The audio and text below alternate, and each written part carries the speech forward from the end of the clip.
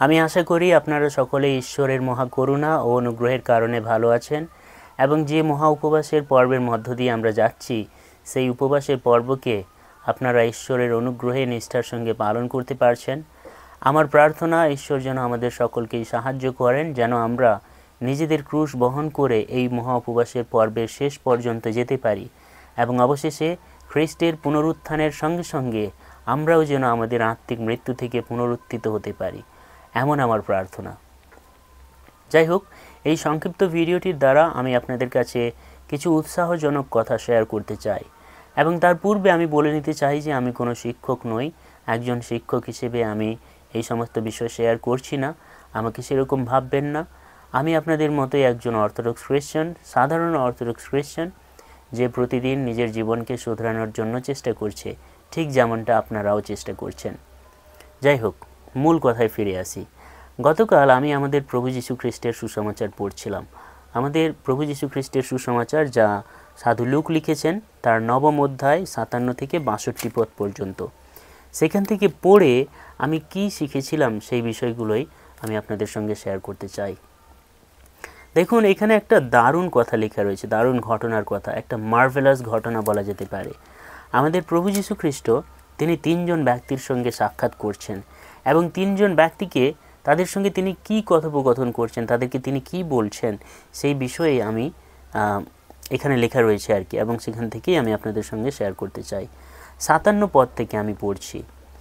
57 পদে এমন লেখা রয়েছে, তাহারা পথে যাইতেছেন, অর্থাৎ আমাদের প্রভু যীশু খ্রিস্ট এবং তার শিষ্যরা তারা যখন একদিন পথে যাচ্ছিলেন, এমন সময়ে এক ব্যক্তি তাহাকে কহিল, আপনি যে কোনো স্থানে যাইবেন, আমি আপনার পশ্চাৎ যাইব। কি একটা দারুণ লোক, তাই না? একদম রেডি মাইন্ডেড লোক, সে একদম প্রস্তুত আছে প্রভুর পিছনে যাওয়ার জন্য।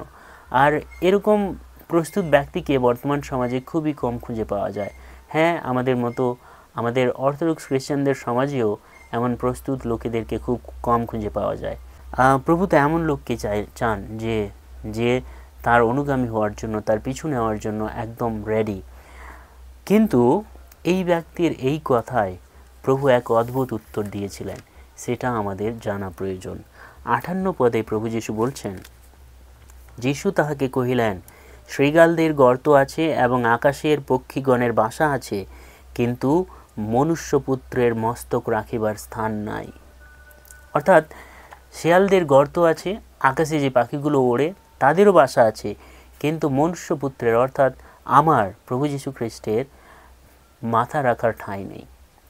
আমি যখন এই কথাগুলোকে বুঝতে পারছিলাম না, তখন সাধু অগাস্টিনের লেখাগুলো পড়তে লাগলাম। সাধু অগাস্টিন এই বিষয়ে একটা দারুণ প্রশ্ন তিনি করেছেন এবং তিনি সেই প্রশ্নের উত্তর নিজেই আবার দিচ্ছেন, সেটা আমি আপনাদের সঙ্গে শেয়ার করতে চাই। আমি ইংরেজিতে পড়েছিলাম, কিন্তু বাংলায় আমি বলবো। সাধু অগাস্টিন প্রশ্ন করছেন যে কোথায় প্রভুর মাথা রাখার ঠাঁই নেই, কোথায় প্রভুর মাথা রাখার ঠাঁই নেই। তিনি নিজে উত্তর দিচ্ছেন। সাধু অগাস্টিন বলছেন, ওই লোকটা, যে লোকটা বলেছিল যে প্রভু আপনি যেদিকে যাবেন আমিও সেই দিকে আপনার পিছু নেব, সেই লোকটার হৃদয়ে প্রভুর মাথা রাখার ঠাঁই নেই। হ্যাঁ, দেখুন, হ্যাঁ, সাধু অগাস্টিন বলছেন যে ওই লোকটার হৃদয়ে শেয়ালদের গর্ত আছে, ওই লোকটার হৃদয়ে পাখিদের বাসা রয়েছে, কিন্তু ঈশ্বরের মাথা রাখার ঠাঁই নেই। আমরা যারা গ্রামে থাকি, আমরা সকলেই শেয়ালের চরিত্রকে জানি। শেয়াল খুবই ধূর্ত প্রাণী, আমাদের বাড়ি জঙ্গলের ঠিক কাছেই, এবং অনেক সময় শেয়ালগুলো এসে আমাদের বাড়ি থেকে, অতীতে এরকম হয়েছে, আমাদের বাড়ি থেকে তাদের চতুরতার কারণে তারা মোরগদের বা মুরগিদেরকে তারা চুরি করে নিয়ে যেত। শেয়াল খুব ধূর্ত প্রাণী, তাদেরকে না দেখলে আপনি বুঝতে পারবেন না। যখন বলা হচ্ছে যে, যখন প্রভু বলছেন যে শেয়ালদের গর্ত আছে, তখন প্রভু বোঝাতে চাইছেন যে ওই লোকটার হৃদয়ে ধূর্ততা রয়েছে। শেয়ালরা যেমন ধূর্ত, ঠিক তেমনি ওই লোকটাও ধূর্ত, তার মন সরল নয়। এবং আমরা জানি পাখিরা অনেক উঁচুতে ওঠে, অনেক উঁচুতে ওড়ে, ঠিক তেমনি ওই লোকটাও উচ্চ মনা, অর্থাৎ গর্বিত মনা, তার মন গর্বে ভরা ছিল। ঈশ্বরের রাজ্যকে জানার জন্য বা ঈশ্বরের রাজ্যকে বিস্তার ঘটানোর জন্য সে কিন্তু খ্রিস্টের অনুগামী হতে চাইছিল না, কিন্তু নিজের কোনো লাভ পাওয়ার জন্য সে প্রভুর পিছু নিতে চাইছিল। সেই জন্য প্রভু তাকে রিজেক্ট করলেন। তারপর আসি দ্বিতীয় ব্যক্তির কথায়। 59 পদে লেখা আছে, আর একজনকে তিনি বলিলেন, আমার পশ্চাৎ আইসো। প্রভু আরেকজনকে দেখতে পেলেন এবং তিনি তাকে বলছেন, তুমি আমার পিছু নাও, আমি যেদিকে যাব তুমি আমার সঙ্গে আসো। বলা যেতে পারে প্রথম ব্যক্তির মতো এই ব্যক্তি ছিল না। প্রথম ব্যক্তি নিজে বলেছিল, প্রভু আমি আপনার পশ্চাৎগামী হব, কিন্তু লোকটা ছিল ধূর্ত এবং তার মন সরল ছিল না, সেই জন্য প্রভু তাকে রিজেক্ট করেছিলেন। সাধু অগস্টিন বলছেন যে এই দ্বিতীয় লোকটির ভালো বিশ্বাস ছিল এবং সেই জন্য প্রভু তাকে নিজে ডেকেছিলেন যে তুমি আমার পশ্চাৎগামী হও। কিন্তু সে কহিল, সেই লোকটা বলল, প্রভু অগ্রে আমার পিতার কবর দিয়ে আসিতে অনুমতি করুন। লোকটা বলছে যে প্রভু আমি আপনার পশ্চাৎগামী হব, কিন্তু প্রথমে আমাকে এই আজ্ঞা দিন যেন আমি বাড়ি গিয়ে আমার বাবার কবর দিয়ে আসতে পারি। এবং আমরা যারা সাধারণ পাঠক এর মধ্যে কোনো খারাপ কিছু বিষয় আমরা খুঁজে পাবো না। আমিও যখন প্রথম পড়ছিলাম আমি বুঝতে পারিনি এর মধ্যে প্রবলেম কী ছিল, কিন্তু প্রভু তাকে উত্তর দিলেন 60 পদে। তিনি তাহাকে বলিলেন, অর্থাৎ প্রভু যীশু সেই লোকটাকে বলছেন, মৃতেরাই আপন আপন মৃতদের কবর দিউক, কিন্তু তুমি গিয়া ঈশ্বরের রাজ্য ঘোষণা করো। অর্থাৎ প্রভু তাকে চেতনা দিচ্ছেন যে যারা আত্মিকভাবে মারা গেছে তারা যেন শারীরিকভাবে মৃতদের কবর দিক, কিন্তু আমি তোমাকে ডাকছি, তুমি যাও এবং ঈশ্বরের রাজ্যকে ঘোষণা করো। এখান থেকে আমরা বুঝতে পারি যে আমাদের উচিত আমাদের হৃদয়ে যে ভালোবাসাগুলো রয়েছে সেই ভালোবাসাগুলোকে একটা নির্দিষ্ট সারিতে সাজিয়ে নেওয়া। অর্থাৎ যাকে আমাদের প্রথম ভালোবাসা উচিত তাকে যেন আমরা দ্বিতীয় স্থানে না নিয়ে যাই, এবং যাদের আমাদের দ্বিতীয় স্থানে ভালোবাসা উচিত তাদেরকে যেন আমরা প্রথম স্থানে না নিয়ে আসি। ঈশ্বর নিজে মসিকে তিনি আজ্ঞা দিয়েছিলেন, 10 আজ্ঞার মধ্যে একটা আজ্ঞা ছিল যে তুমি আপন পিতামাতাকে সম্মান করিও, অনার দাই ফাদার অ্যান্ড মাদার, এমন একটা আজ্ঞা ছিল। আর সেটাই হয়তো সেই লোকটা পূরণ করতে চাইছিল, কিন্তু প্রথম আজ্ঞাটাকে সে এর ফলে অনেক পেছনে ফেলে দিচ্ছিল আর কি। আমাদের পিতামাতাকে সম্মান করা অবশ্যই প্রয়োজন, কিন্তু তার ঊর্ধ্বেও ঈশ্বরের প্রতি আমাদের বাধ্য হওয়া প্রয়োজন। সাংসারিক সম্পর্কের কারণে আমরা যেন ঈশ্বরের রাজ্যকে ত্যাগ না করি, এটাই প্রভু যীশু খ্রিস্ট সেই লোকটাকে বোঝাতে চাইছেন এবং সেই লোকটার দ্বারা আমাদেরকেও তিনি বলছেন। অবশেষে আসি তৃতীয় লোকের কথায়। 61 পদে লেখা রয়েছে, আরেকজন কহিল, প্রভু আমি আপনার পশ্চাৎ যাইব, কিন্তু অগ্রে নিজ বাটির লোকদের নিকটে বিদায় লইয়া আসিতে অনুমতি করুন।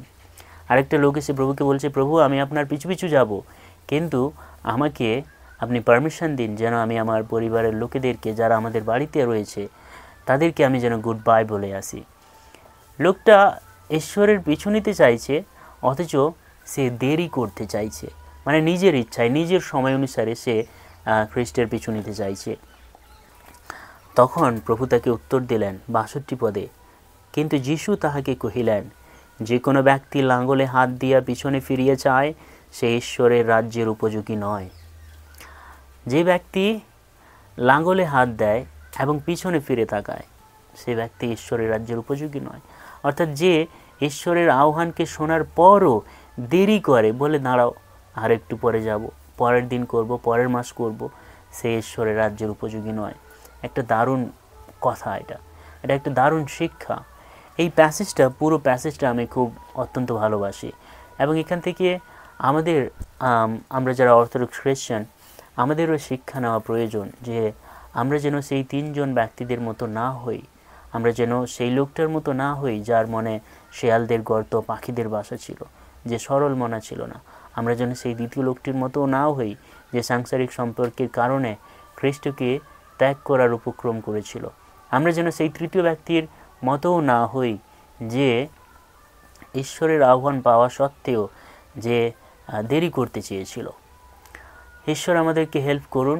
আমি আশা করি এই সংক্ষিপ্ত ভিডিওটির দ্বারা আপনারা কিছু শিখতে পেরেছেন এবং তিনি আমাদেরকে হেল্প করবেন যাতে আমরা খ্রিস্টের আহ্বান শোনার সঙ্গে সঙ্গে ওনার পিছু নিতে পারি এবং আজীবন সেভাবেই ওনার অনুসরণ করতে পারি। ঈশ্বর আপনাদের সকলকে দয়া করুন।